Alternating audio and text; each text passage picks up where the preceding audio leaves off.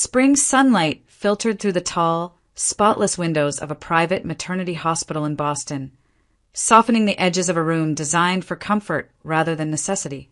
The walls were painted in warm, muted tones, cream with a hint of peach, meant to calm the nerves of new mothers and mark the beginning of something carefully protected. This was not a place of urgency or chaos. Everything here moved according to schedule, discretion, and quiet assurance. The room was a 2-bed VIP suite, spacious and immaculately arranged.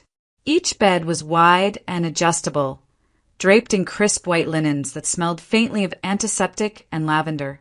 A flat-screen television hung on the wall opposite, its sound turned off, showing a daytime concert that flickered silently in the background. The silence was intentional. In this wing of the hospital, peace was part of the service. Nurses moved in and out with practiced gentleness, their voices low, their steps unhurried. Every request was anticipated, every detail accounted for.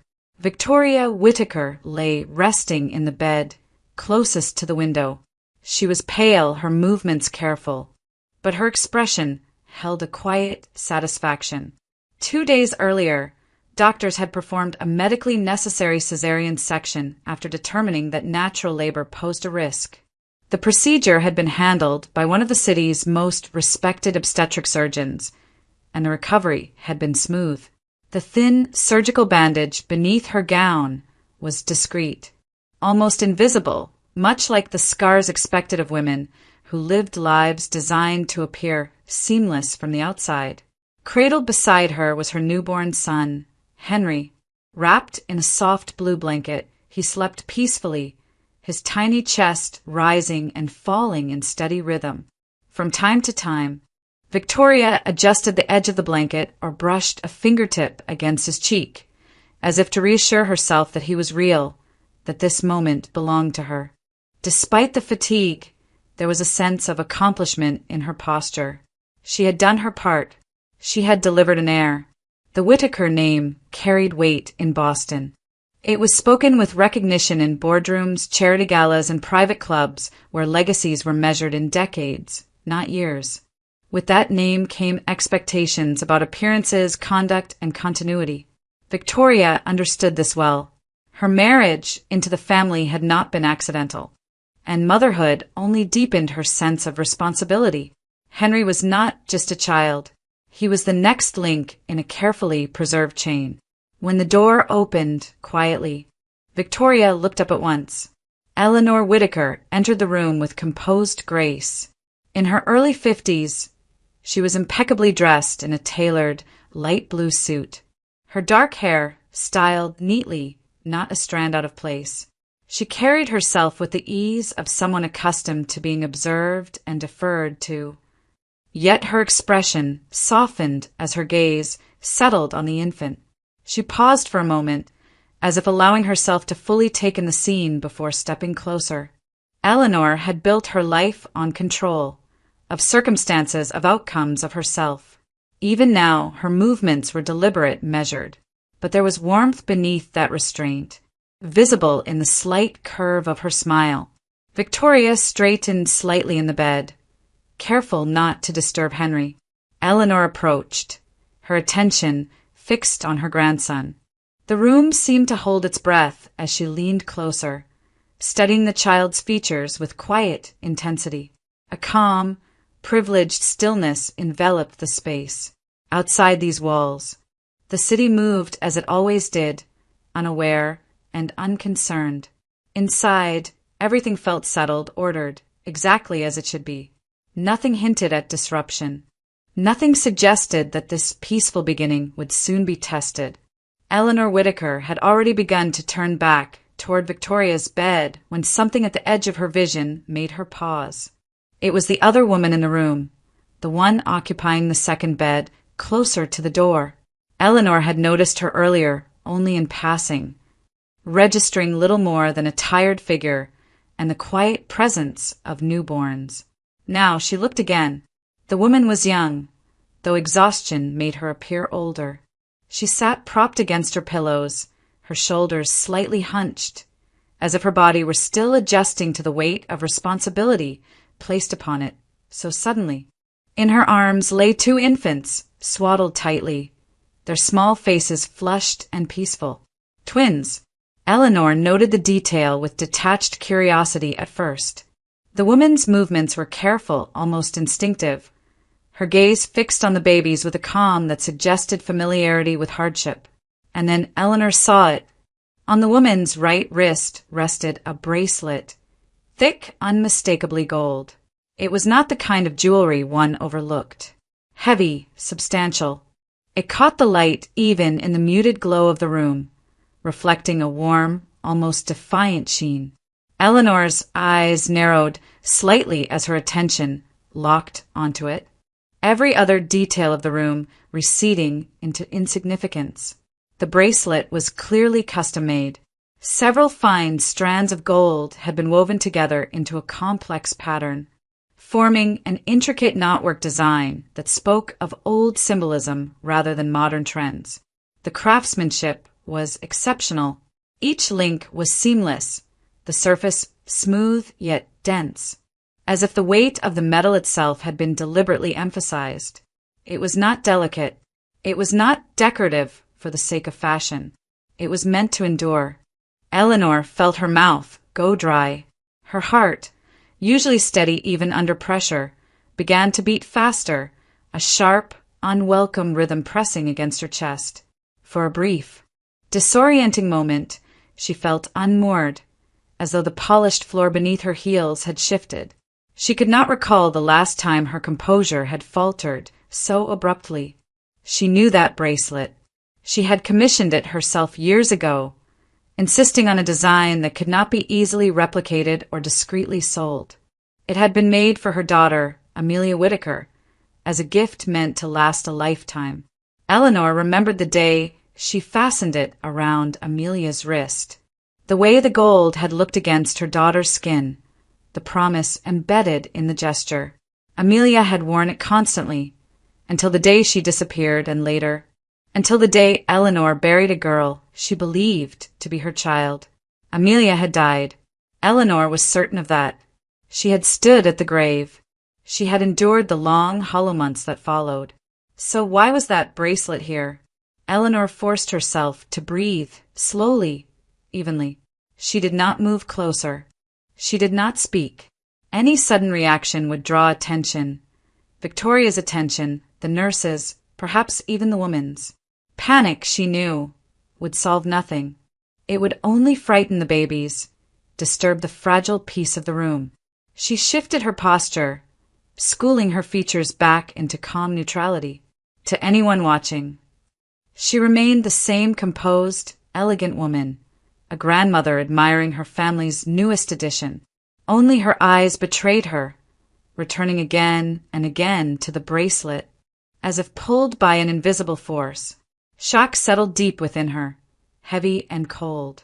Beneath the practiced restraint, a single, impossible thought echoed with growing insistence. That bracelet was not supposed to exist anymore. Eleanor Whittaker allowed a few seconds to pass before she spoke again. She adjusted the cuff of her jacket, a small, habitual gesture she used when ordering her thoughts, then turned slightly toward the other bed. Her expression remained warm, polite, unremarkable, exactly the kind of face people trusted without thinking twice. "Your babies are beautiful," she said gently, her voice low, so as not to disturb the calm of the room. "Twins are no small miracle." The young woman looked up, surprised, as if she had not expected to be addressed at all. Up close, Eleanor could see the strain in her features more clearly, the faint shadows beneath her eyes, the tightness around her mouth that spoke of long nights and longer worries. Still, there was a quiet steadiness about her, a composure born not of comfort, but of endurance. "Thank you," the woman replied. Her lips curved into a modest smile. "They're everything I have." Eleanor inclined her head. "I'm Eleanor. My daughter-in-law is over there." She gestured lightly toward Victoria's bed, careful not to intrude. "May I ask your name?" There was the briefest hesitation. "Amelia," the woman said. Then, after a pause that was almost imperceptible, she added, "Just Amelia. I'm not entirely sure about my last name." Eleanor felt something tighten inside her, though her face showed nothing. "I see. I grew up in foster care," Amelia continued, shifting the babies slightly in her arms. Her movements were practiced, protective. Different homes, orphanages before that. Names changed. Records got lost. She gave a small shrug, as if this were a fact she had long since learned not to question. At some point, people just stopped asking. Eleanor nodded slowly, encouraging her to continue without pressing. "And the bracelet?" she asked, her tone casual, almost curious. "It's quite distinctive." Amelia glanced down at her wrist, her fingers brushing the gold unconsciously. "This," she said softly, "I've had it for as long as I can remember. They told me it was on me when I was very little. A baby, maybe. No one ever took it away, so I kept it." She looked faintly puzzled, as though considering the question more deeply for the first time. "It feels wrong without it." The words landed with quiet force. "You don't remember where it came from?" Eleanor asked. Amelia shook her head. "No, I don't remember much from before I was maybe 6 or 7. Just pieces." Her gaze drifted briefly, unfocused, sleeping in places that weren't meant for sleeping, being cold, people coming and going, institutions, forms, rules. She drew a slow breath. Nothing before that. It's like everything earlier was erased. As she spoke, Eleanor found herself watching not just her words, but the way she spoke them, the slight tilt of her head when she searched for the right phrase, the way her brow furrowed in concentration. Even the cadence of her voice, measured, thoughtful, unexpectedly familiar. A strange unease crept through Eleanor's chest. There were moments, fleeting, but undeniable, when Amelia's expressions aligned too closely with memories Eleanor had buried long ago. A softness around the eyes, a certain stillness when listening, as if absorbing more than what was said aloud. These were not traits one could easily define or prove, and yet Eleanor felt them with unsettling clarity. She reminded herself, firmly, that grief could play tricks on the mind. She had lost a daughter. Of course, she would see echoes where none existed. The bracelet alone was enough to unsettle anyone with her history. Coincidence, however painful, was still possible. Eleanor offered a sympathetic smile. "That must have been difficult," she said, keeping her voice even, "to grow up without answers." Amelia returned the smile, though there was a weariness behind it. "You get used to it." The babies stirred softly, and Amelia's attention returned to them at once, her entire posture shifting toward protection. Eleanor watched her for a moment longer, the unease deepening, settling into something heavier than curiosity. Questions formed in her mind, dangerous, unspoken questions. She did not voice them. Not yet. Outwardly, she remained composed, gracious, entirely in control. But beneath that polished exterior, a quiet dread had begun to take root, whispering that what she was seeing could not be dismissed so easily.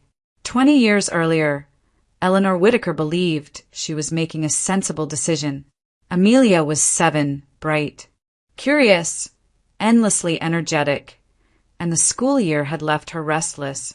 Eleanor's mother, Ruth Whittaker, lived alone in a quiet stretch of countryside a few hours from Boston, in a small town bordered by fields and dense woodland. The air there was cleaner, the days slower. Ruth had raised her own children without incident, and she welcomed the idea of a long summer with her granddaughter. Fresh air, fewer screens, neighbors who still looked out for one another. Everything about it felt safe. Eleanor hesitated only briefly before agreeing. The first weeks passed without trouble. Amelia called home twice a week, chattering excitedly about berries picked along the fence line, the old swing in the yard, the neighbor's dog that followed her everywhere. Ruth sounded content, even proud, as she described the routine she had established. Amelia was never out of sight for long, she assured Eleanor. The woods were nearby, yes, but everyone knew where not to wander. Then, one afternoon, Amelia asked if she could walk down the path behind the house. Just a little way, she promised. Ruth, distracted by a pot on the stove and reassured by the familiarity of the land, agreed, on the condition that Amelia stay where she could hear her call. Minutes passed, then more. When Ruth stepped outside and called Amelia's name, there was no answer. She called again, louder this time, her voice already tight with concern. The woods responded only with a low rustle of leaves and the distant call of birds. By the time Eleanor received the call, Ruth's voice was shaking. Eleanor and her husband drove through the evening, the road stretching endlessly ahead as dread settled into Eleanor's chest.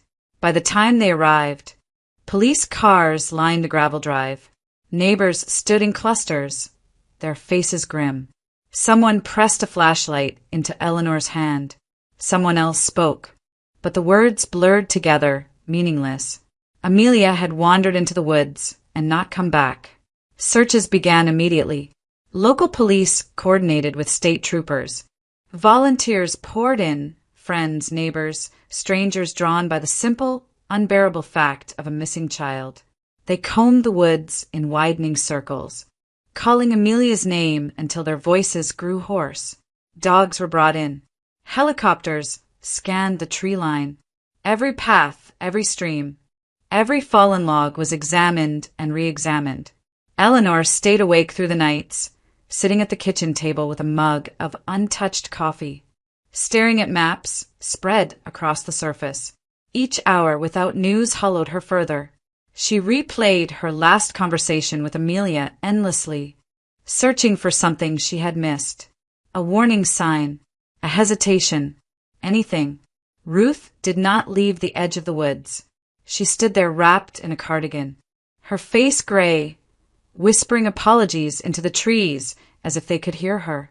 Over and over, she blamed herself. If only she had gone with her. If only she had said no. Eleanor tried to comfort her, but the words felt thin, inadequate. Days turned into weeks. The official tone shifted gradually from urgent to procedural, from hopeful to cautious. Leads dried up. Sightings proved false. The woods yielded nothing. Eventually the searches scaled back. The volunteers went home. The news crews packed up their equipment and left town. The police used careful language, but Eleanor understood what it meant. Without evidence, without answers, Amelia's case was slipping into the category no parent ever wanted to hear. Unresolved. Ruth's health declined rapidly after that. She stopped eating properly, stopped sleeping. The guilt consumed her, pressing down on her until she seemed to shrink under its weight. She spoke less, moved more slowly. When she did speak, it was often to repeat the same sentence again and again. I should have watched her. 6 months after Amelia vanished, Ruth suffered a fatal stroke. Eleanor stood at her mother's bedside in the hospital, holding a hand that felt colder than it should have, listening to the uneven rhythm of machines that could not undo what had already been done. In the end, Ruth died without ever knowing what had happened to her granddaughter. It was the second loss Eleanor endured, layered over the first. The case was officially designated a cold case the following year. Amelia Whittaker was presumed lost, no body. No proof, just absence. Eleanor received the letter in the mail, formal and restrained, informing her that active investigation had ceased. She read it once, then folded it neatly and placed it in a drawer she rarely opened again. Life did not stop. It fractured. Eleanor returned to Boston and to work, because stopping was not an option. She learned how to function while carrying grief like a permanent weight. Some days it was manageable. Other days, it pressed so hard she could barely breathe. Every child she passed on the street seemed to carry a piece of Amelia with them. Her walk, her laugh, the tilt of her head when she asked a question. She did not speak of hope. Hope was dangerous. In time, the world accepted that Amelia Whittaker was gone forever. Eleanor did too, or told herself she had. She built her life around control and order, around achievements that could not disappear without explanation. But something essential had been torn away, leaving a fracture that never truly healed. 20 years passed, and yet, standing now in a quiet hospital room, watching a stranger cradle her newborn twins, Eleanor felt that old wound ache with sudden, terrifying clarity, as if the past she had buried so carefully was reaching back, demanding to be seen. For years after Amelia Whittaker vanished, the call came without warning. It was early morning when the phone rang in Eleanor's Boston home, the sound sharp against the stillness. A police officer introduced himself and asked carefully if she was Eleanor Whittaker. He explained that a teenage girl had been found late the previous night at a train station several towns away. She was alone, disoriented, and exhausted. When asked her name, she had given it clearly and without hesitation. Amelia Whittaker. For a moment, Eleanor could not speak. The room seemed to tilt, the air thinning in her lungs. She asked the officer to repeat himself, convinced she had misheard. When he did, her hands began to shake. Eleanor and her husband drove in silence, the road blurring past them. Hope rose inside her against every instinct she had developed to protect herself from disappointment. She told herself not to expect too much. She told herself this could be a mistake, but her heart did not listen. The girl was waiting in a small office near the station, wrapped in a borrowed jacket. She was taller than Eleanor remembered Amelia being, her hair darker, her features sharper with adolescence. At first glance, Eleanor hesitated. Then the girl looked up. Mom. The sound of that word shattered what little restraint Eleanor had left. She crossed the room in seconds and pulled the girl into her arms, holding her as if afraid she might vanish again. The girl clung to her, crying openly, repeating the word over and over as if testing its reality. In that moment, doubt dissolved. Eleanor believed. She wanted to believe. The girl remembered very little. Doctors later called it partial amnesia, likely caused by trauma. She could not recall how she had survived those missing years or where she had been. Her memories of early childhood were scattered, faces without names, places without context. She remembered Eleanor's voice, but not her face. She remembered fear. She remembered running. The family accepted the explanation gratefully. There were tests, questions, paperwork, but nothing contradicted the girl's claim. The relief of having Amelia back overwhelmed any lingering uncertainty. Eleanor told herself that trauma changed people. That memory loss explained the differences she noticed but could not name. At first, things seemed almost hopeful, but as months turned into years, the changes became impossible to ignore. The girl, Amelia, as they called her, grew increasingly restless. She chafed against rules, resented structure. The privileges of the Whittaker household, offered as comfort and compensation, were accepted without gratitude and soon treated as entitlements. Expensive gifts no longer impressed her. Attention never felt sufficient. She skipped classes, lied easily, tested boundaries with deliberate defiance. Eleanor tried patience, therapy, understanding. She blamed herself for expecting too much, for asking too soon. Trauma, she reminded herself. Loss, displacement. Andrew, younger than his sister, but already more disciplined, struggled most. He watched the family bend around her moods, excuse her behavior, and he resented it. Their arguments were frequent and bitter. She mocked his restraint, his sense of responsibility. He accused her of selfishness and cruelty. They never truly understood each other. By the time she turned 18, the girl's rebellion had taken on a sharper edge. Nights out stretched into mornings. Alcohol became constant. Friends came and went, drawn by her access to money and freedom. Eleanor confronted her repeatedly. her voice tightening with fear she no longer knew how to hide.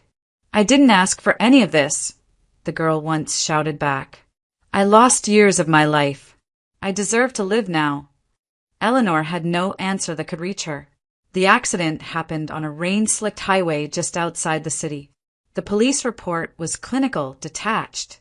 Excessive speed, high blood alcohol content, loss of control. The car crossed into oncoming traffic and collided with a truck. Death was immediate. Eleanor identified the body in a sterile room that smelled faintly of disinfectant.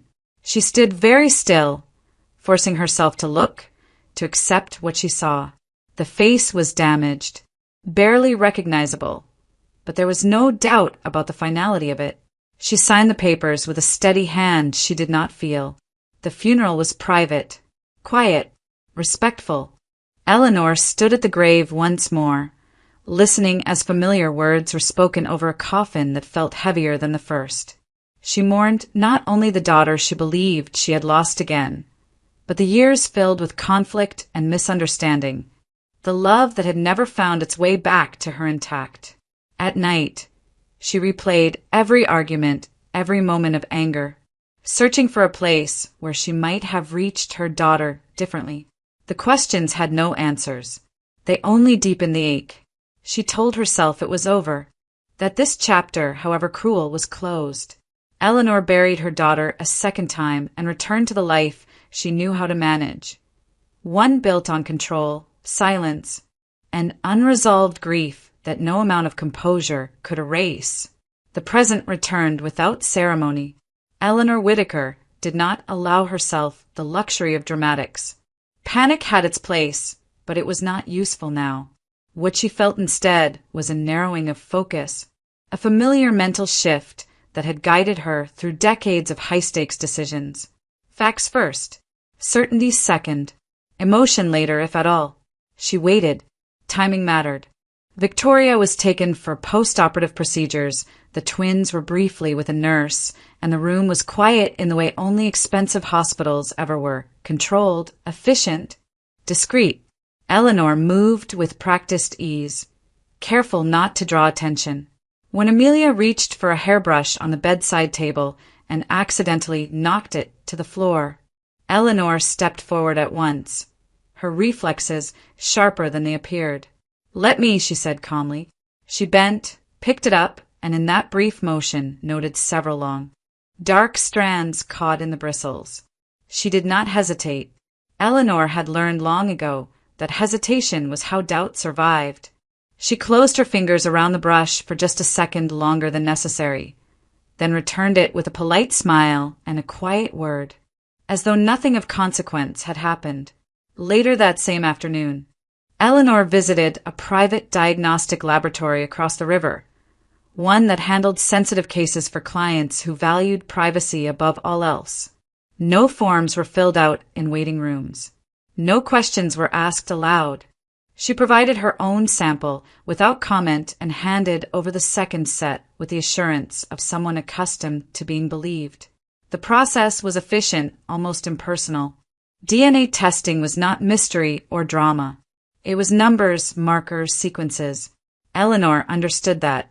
She requested expedited processing and paid for it without discussion. Money, in moments like this, was simply a tool. For 3 days, she functioned as she always had. She visited the hospital again. She held her grandson. She spoke gently to Victoria. She nodded and smiled and listened while her thoughts remained elsewhere, moving in careful circles around a truth she was not yet prepared to face. At night, sleep came in fragments. Images surfaced uninvited. Amelia at 7, hair tangled from running outside, eyes bright with questions. Then the face of the girl she had buried years later, so similar and yet, now she wondered, so profoundly different. Eleanor woke each time with her heart pounding, the same question echoing in her mind. "Who are you?" When the call finally came, Eleanor was alone in her study. The lab technician's voice was professional, neutral. The results were ready. Eleanor asked for them to be sent immediately, then sat motionless at her desk, hands folded, as though preparing for a verdict she already sensed. The report was brief, clear, unforgiving in its precision, a full biological match. 100%. For several seconds, Eleanor did not react. She stared at the document, reading the same lines again and again, waiting for them to rearrange themselves into something less final. They did not. The truth remained fixed, undeniable. The woman in the hospital room, the exhausted mother holding twins, the woman called Amelia, was her daughter, her real daughter.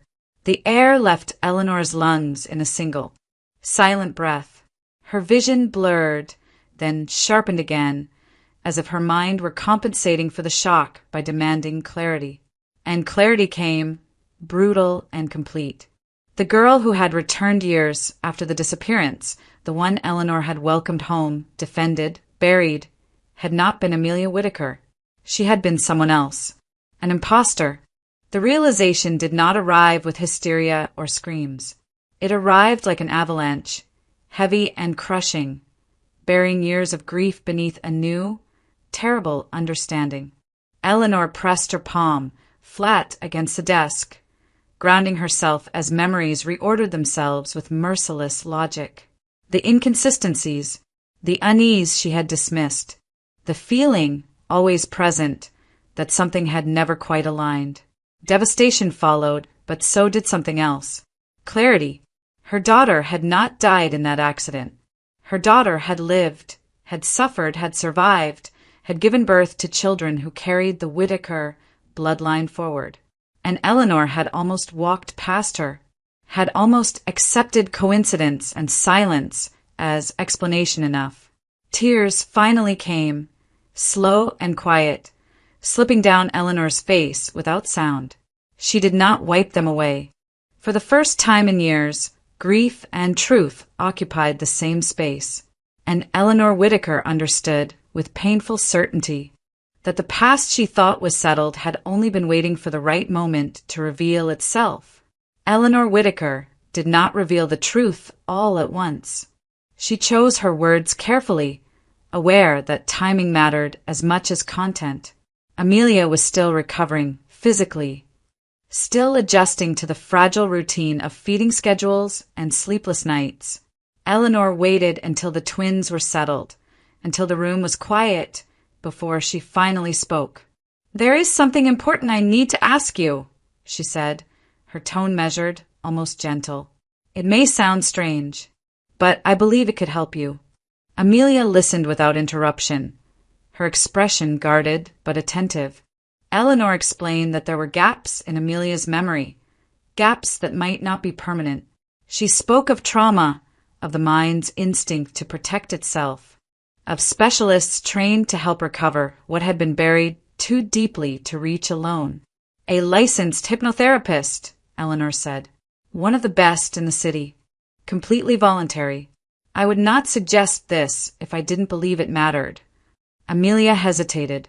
The idea unsettled her. She had learned to live without answers, to accept the blank spaces in her past as immovable facts. Digging into them felt dangerous, as though it might fracture the fragile stability she had built for herself. But curiosity and something deeper unnamed won out. "If there's a chance I could understand who I was," Amelia said finally, "then I want to try." The sessions were arranged discreetly, held in a private consultation room within the hospital. The hypnotherapist was calm, methodical, careful not to suggest or impose. Eleanor was present, sitting slightly behind Amelia, her hands folded tightly in her lap. The first session brought little more than confusion, sensations without images, unease without clarity. The second went deeper. By the third, Amelia's breathing changed, her voice lowering as fragments of memory began to surface. She remembered the woods, not clearly at first, just the feeling of being small, the sound of leaves underfoot, the sudden realization that everything looked the same no matter which direction she turned. She remembered calling out until her voice cracked, the fear rising as daylight began to fade. She remembered reaching a road. A vehicle stopped. The hypnotherapist's voice guided her gently as the scene sharpened. Amelia described a man and a woman, strangers who spoke kindly at first. They told her they would take her home, that her parents were looking for her. Relief flooded her memory, then darkness. She had been drugged. Amelia's body tensed as she recalled waking in unfamiliar places, her head heavy, her thoughts slow. There were other children, always moving, always watched. She described being taught what to say, how to hold out her hand, when to cry. Food was a reward. Disobedience brought punishment she could not fully articulate, only feel. Years passed inside those memories without clear markers. Cities blurred together. Faces changed.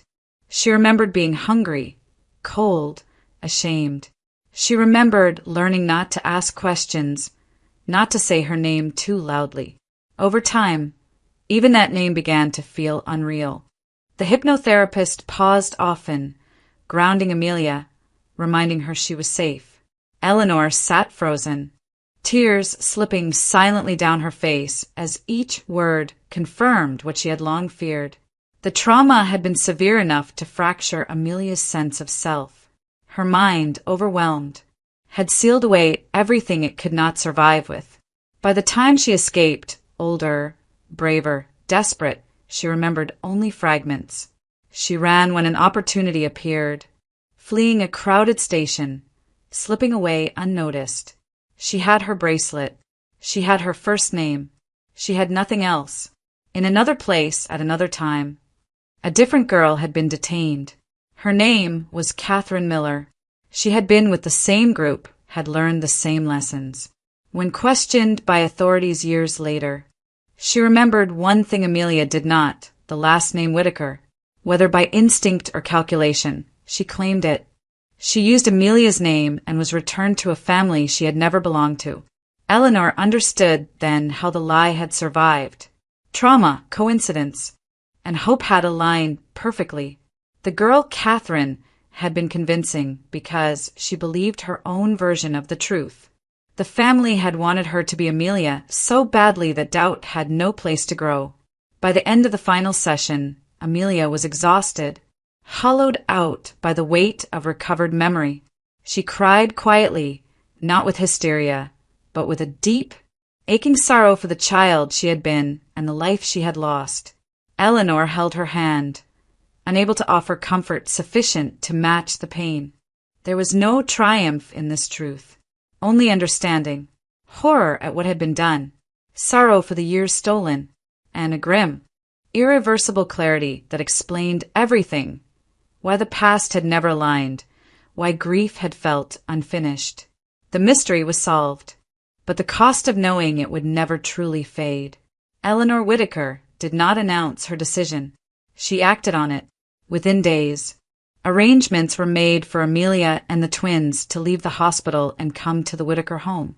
The transition was handled quietly, efficiently, as most things were in Eleanor's world. A nursery was prepared without fanfare. A pediatric nurse was scheduled. Nothing was discussed publicly, and nothing was left to chance. Amelia arrived with little more than her babies and a small bag of belongings. She moved through the house cautiously, aware of the scale of it, of the unspoken weight carried by its walls. Eleanor stayed close, guiding without hovering, offering help without intrusion. This was not charity. This was restitution. The twins settled quickly. Amelia did not. The disruption came sooner than Eleanor had expected. Lucas Bennett appeared at the gate one afternoon. His timing calculated, his confidence unshaken. He was well-dressed, self-assured, and visibly irritated to have been kept waiting. When he was finally ushered into the sitting room, he did not bother with courtesy. "This is unnecessary," he said flatly, his gaze flicking toward Amelia. "You had no right to move her here without my consent." Eleanor did not rise from her chair.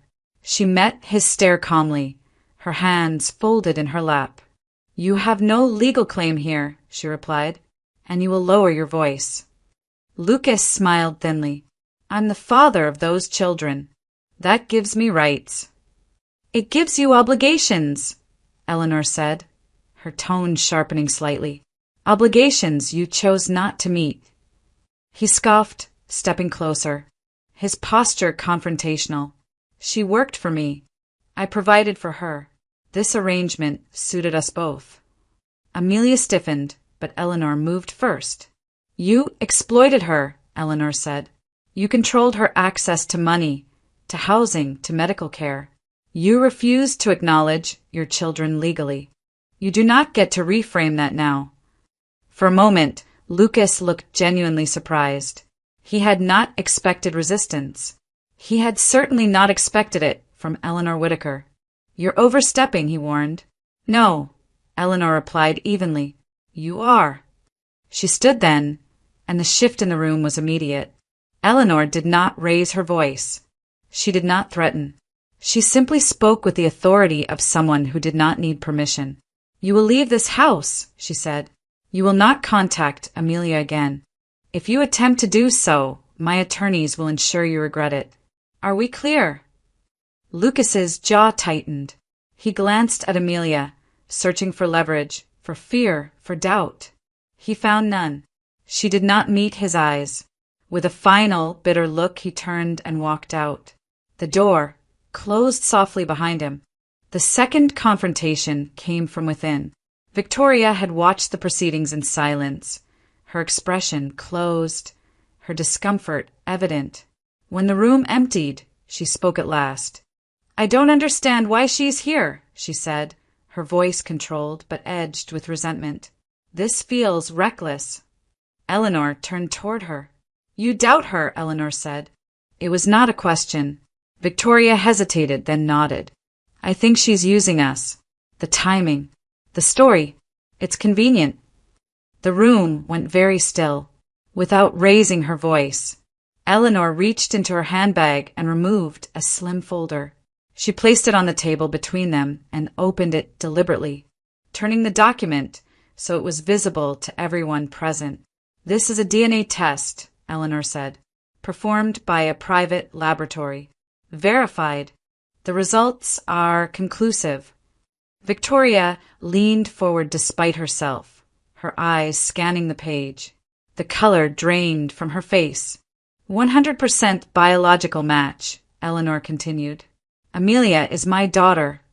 Silence followed, heavy and unavoidable. Victoria straightened slowly, her composure faltering. She opened her mouth, then closed it again, as though words had abandoned her. I didn't know, she said finally. No, Eleanor agreed. You assumed. The rebuke was quiet, but it landed with precision. Victoria looked down, shame flickering across her features. Later that evening, she sought Amelia out alone. I'm sorry, she said, her voice low. I spoke without understanding. I won't do that again. Amelia accepted the apology without warmth or hostility. She had learned long ago that words were only as meaningful as the actions that followed. Order was restored, not through force, but through truth. Eleanor remained composed throughout it all, her authority unchallenged. Justice, when it came, did not need to announce itself. It simply corrected what had gone wrong and moved forward. It happened on a clear afternoon, the kind of day Boston saved for early summer. The park was busy but not crowded, parents with strollers, joggers cutting through the paths, children climbing low stone walls worn smooth by decades of use. Amelia chose a bench near the fountain, positioning the stroller so she could see both twins at once. For a moment, the world felt almost ordinary. She looked away for seconds. A dog lunged at the end of its leash nearby, barking sharply as it strained toward the pigeons scattering across the path. The sudden noise startled Amelia. She turned instinctively, lifting a hand to shield the twins from the commotion. Someone brushed past her shoulder, apologizing without stopping. Amelia stepped aside, murmured that it was fine, and then she turned back. One twin was gone. The stroller rocked slightly, its weight uneven. Amelia's breath caught as she stared, her mind refusing to assemble what her eyes were telling her. She reached in, fingers searching the blanket, then looked around wildly, scanning faces, hands, shadows. Ethan! Her voice broke on the name.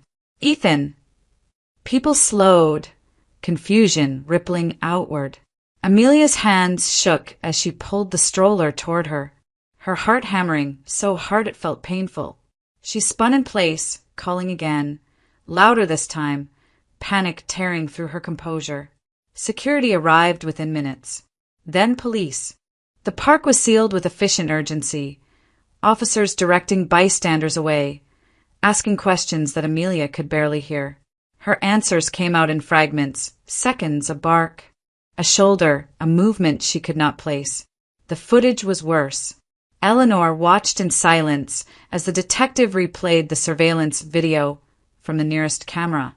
The angle was clear, the sequence mercilessly brief. A woman moved through the frame with purpose, her face partially obscured by a cap, her body positioned to block sight lines. She reached the stroller, lifted the baby with practiced ease, and vanished behind a line of trees. No hesitation, no struggle. 10 seconds, perhaps less. This wasn't random, the detective said quietly. This was professional. The word settled heavily in the room. Suspicion coalesced almost immediately around Lucas Bennett. He had motive. He had means. He had made his intent clear. Officers moved quickly, tracing his known locations, reviewing traffic cameras, pulling phone records. Hours passed. Then a call came in near dawn. Lucas's vehicle had been found submerged beneath a small bridge on the outskirts of the city, lodged against the pilings where the river narrowed. Divers confirmed what Eleanor already feared before the words were spoken. Lucas Bennett was dead. The crash report suggested speed, alcohol, and loss of control. There was no sign of the child in the vehicle. The search expanded. The riverbanks were combed. Downstream crews worked in teams, scanning the water, the debris caught along the shore. Amelia waited in a room that felt too bright, too clean. Her hands clenched together, so tightly her knuckles whitened. Every time a door opened, she flinched. Nothing came back. Hours stretched into days. The absence became unbearable. Amelia stopped sleeping, stopped eating. She paced the house at night, listening for sounds that could not come, pressing her palm against the nursery wall as if the child might answer through it. The air seemed thinner, the rooms larger, the silence sharper. Eleanor watched her daughter unravel with a helplessness that tasted familiar. The echoes were impossible to ignore. The vanished child, the unanswered questions, the relentless waiting. History was not repeating itself exactly, but it was close enough to terrify. Andrew moved through the days like a shadow, coordinating with police, fielding calls, doing what he could to stay useful. Victoria stayed near Amelia, offering water, a blanket, quiet presence. No one spoke of Hope aloud. Hope had learned to hide. On the third night, Amelia collapsed. It was not dramatic. There was no scream, no breaking point that announced itself. She simply folded inward, sinking to the floor with a sound that was more breath than voice. Eleanor was there in an instant, kneeling beside her, gathering her daughter into her arms as Amelia sobbed, raw, inconsolable, the grief of 2 stolen childhoods colliding in her chest. "I can't lose him," Amelia whispered, again and again. "I can't do this again." Eleanor held her, feeling the tremors, the weight of a fear she knew too well. She pressed her cheek against Amelia's hair, steady and silent, refusing to let despair have the last word, even as it pressed in from all sides. Outside, the search continued. Inside, the family waited. The child remained missing, and the dread that had once hollowed Eleanor's life returned with chilling familiarity, reminding her that some wounds did not heal. They only waited for another chance to reopen. A full month passed with no answers. The days fell into a pattern of waiting that felt both endless and brittle. The search had narrowed, then stalled. The river gave up nothing. The police spoke in careful phrases, their voices neutral, their eyes apologetic. Eleanor learned to read the pauses between sentences, the silences that said more than words ever could. Amelia moved through that month like a shadow of herself. She performed the necessary motions, feeding Noah, changing him, holding him close, but the light had gone out of her eyes. Every sound made her turn. Every knock at the door tightened her chest. At night, she slept in fragments, waking with her arms already reaching. Eleanor did not leave her side. Then, on a gray morning that looked no different from the others, the gate buzzer rang. Andrew answered first. He stopped halfway through the entry hall, frozen in place, his hand still on the receiver. Eleanor saw his face drain of color before he spoke. "Mom," he said quietly, "you need to come here." At the gate stood a man Eleanor did not recognize. He was thin, his clothes worn and mismatched, his hair longer than fashion allowed. His boots were scuffed, his jacket frayed at the cuffs. He looked like someone the city had learned to overlook. In his arms, secured in a battered infant car seat, was a baby, Ethan. The child was alive, alert. He waved one small hand in the air, oblivious to the moment that was about to fracture the world open. Amelia screamed. She crossed the distance without awareness of her body, dropping to her knees in front of the man as Eleanor rushed to support her. Amelia gathered her son into her arms, sobbing so violently that her whole frame shook. She kissed his face again and again, whispering his name, pressing her forehead to his hair as if to anchor him to her. The man waited, silent and respectful, his eyes lowered. His name was Daniel Foster. He explained himself simply, without embellishment. On the night of the crash, he had been collecting cans along the riverbank, a habit formed from necessity. He had heard the impact, seen the vehicle break through the guardrail, watched it vanish beneath the water. Moments later, he had spotted something floating downstream. At first, he thought it was debris. Then it moved. The baby's seat had been designed to float. It had lodged briefly against branches before drifting free. Daniel had waded in without hesitation, dragging it to shore, wrapping the child in his jacket, holding him against his chest until his crying slowed. He had no phone, no identification, no way to navigate the systems that decided who mattered and who did not. Fear kept him silent at first, fear of being accused, of losing the child to bureaucracy before he could explain. It took time for him to find the name, the address, the courage. By the time he did, the search had already begun to fade.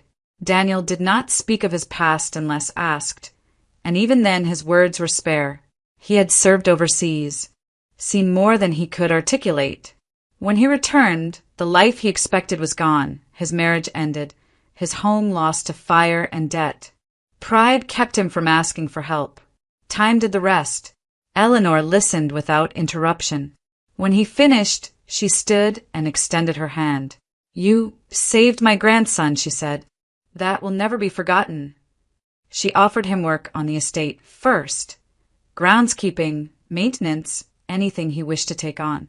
Then shelter, a room, stability. Daniel accepted with quiet disbelief, as though afraid the offer might disappear if he acknowledged it too directly. Weeks passed. Slowly, carefully, life began to reassemble itself. Daniel proved steady and capable, grateful without being obsequious. He spoke little but listened deeply. He never intruded. He helped without being asked. Amelia noticed these things long before she noticed him. Their connection grew quietly without urgency or expectation. They shared early mornings, walking the grounds with the twins bundled close. They shared silences that did not demand filling. In Daniel, Amelia found someone who did not ask her to explain her pain, only to keep moving forward through it. Healing did not arrive all at once. It never did, but it arrived. The marriage came later, simple and unadorned. No spectacle, no press, just family, gathered not to perform happiness, but to witness it. Eleanor watched Amelia stand beside Daniel, her children between them, and felt a peace she had once believed impossible. The past had taken much from them all. It had stolen years, shaped scars that would never fully fade. But it had not one. Some truths waited patiently. Some bonds endured separation, deception, and time itself. In the end, blood recognized blood, and what had been lost found its way home.